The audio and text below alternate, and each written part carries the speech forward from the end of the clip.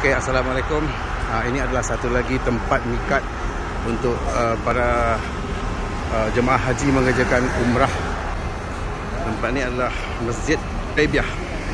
So sempena dengan perjanjian Hudaybiyah di antara Nabi Muhammad SAW bersama dengan kaum Quraisy. Okey, masjid ini terletak lebih kurang dalam 26 km daripada Masjidil Haram. Dalam peristiwa yang ke-6 Hijrah, Nabi bersama rombongannya telah datang daripada Madinah untuk menuju ke Mekah bagi mengerjakan haji, tetapi telah dihalang oleh kaum Quraisy sebab pada firasat orang Quraisy Nabi datang untuk menyerang kota Mekah, dan pihak Quraisy telah menahan jemaah untuk meneruskan perjalanan ke Mekah.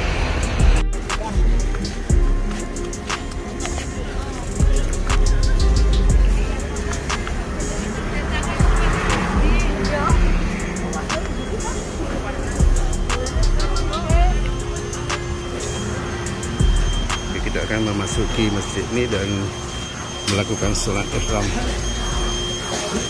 Ini adalah suasana di dalam masjid ini.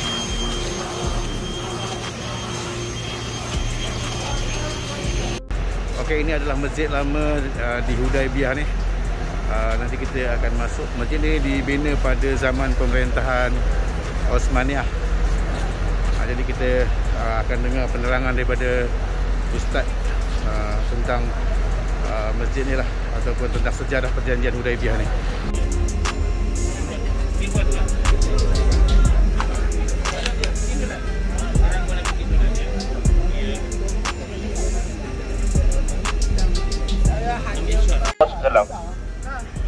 Yang mana mungkin Ustaz sudah cerita tadi, masjid ini sebagai Masjid Ar-Ridwan, yang mana Allah berfirman di surah Al-Fatah, laqad radiyallahu 'anil mu'minina id yubayyunaka tahta syajarati fa'alima ma fi qulubihim fa'anzala sakinata 'alaihim fasabahum fatran qariba.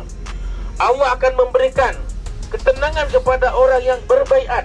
Di sini tempat baiat itu disebut Baiat Ridwan, yang mana tempat ini Rasulullah berbaiat, memegang pokok apa yang dibaiatkan, berjanji akan memerangi Mekah sampai titik darah terakhir kalau mampu menang. Kenapa? Karena mendengar berita bahwa Sayyidina Utsman ini dibunuh. Karena diutus oleh Rasulullah Sayyidina Utsman untuk memberitahu kepada orang-orang Mekah pada tahun 6 Hijriah, ketika Rasulullah di Hudaybiyah ini, untuk memberitahu bahwa Rasulullah tidak ada tujuan untuk berperang melainkan untuk... Tapi apa yang terjadi? Ditangkap Sayyidina Utsman, diberitakan kepada orang-orang di Hudaybiyah ini dibunuh. Sebenarnya tidak dibunuh, hanya diberitakan. Apa yang terjadi? Itulah terjadi Baiat Ridwan. Orang-orang dari Hudaybiyah, dari Madinah yang ada di sini yang 1.500 orang, akhirnya berbaiat, berikrar akan memerangi Mekah sampai darah terakhir. Jadi pertama Allah, sebenarnya yang disebutkan Telaga Hudaybiyah ada dalam telaga di sini. Kalau saya punya pandangan, Telaga Hudaybiyah bukan yang di sana. Orang Mekah juga mengatakan, kena di dalam ini, kalau 1.500 orang, kalau betullah ini tempat tapak pokok, maknanya boleh masuk. Di sebelah ini ada telaga, tapi kita tak benarkan masuk sekarang. Dulu saya boleh bawa, sekarang sudah dipagar lagi, jauh. Jadi pertama, apa yang terjadi kejadian di sini ini? Rasulullah SAW dengar berita sudah berbaiat. Orang kafir Quraisy Mekah pula mendengar bahawa Mekah akan diserang. Karena Mekah akan diserang, ketakutan. Apa yang terjadi? Orang-orang Mekah membebaskan, orang kafir Mekah membebaskan Sayyidina Utsman, dan mengutus lagi utusan yang terakhir namanya Suhail bin Amr. Suhail bin Amr ini kalau tidak silap pernah ditangkap kalau tak perang Badar, perang Uhud, tapi dibebaskan oleh Rasulullah SAW. Rasulullah dengan kedatangan Suhail tersenyum. Oh, ini Suhail ini bahasa Arab artinya ada kemudahan. Okey, tersenyum. Kalau begitu, Suhail, kata Suhail, wahai Muhammad, jangan dengarkan orang yang datang sebelum saya ni, seperti Suhail, seperti Budal bin Waraqah, Khulaisah bin Al-Qamah, Urwah bin Zubair. Jangan dengar, saya dengarkan saya. Okey, saya dengarkan. Bagaimana kalau kita berdamai? Bagus, berdamai, itu yang saya tunggu. Tapi ada syarat, Muhammad. Ada syarat. Syarat pertama, Muhammad, kita tak boleh berperang selama 10 tahun. Bagus, terima Rasulullah. Syarat yang kedua Muhammad, kalau orang Islam pergi ke orang kafir dan orang kafir pergi ke orang Islam tidak boleh dikembalikan. Kalau orang kafir wajib dikembalikan. Macam berpihak sebelah tak elok lah. Orang Islam tak boleh kembalikan.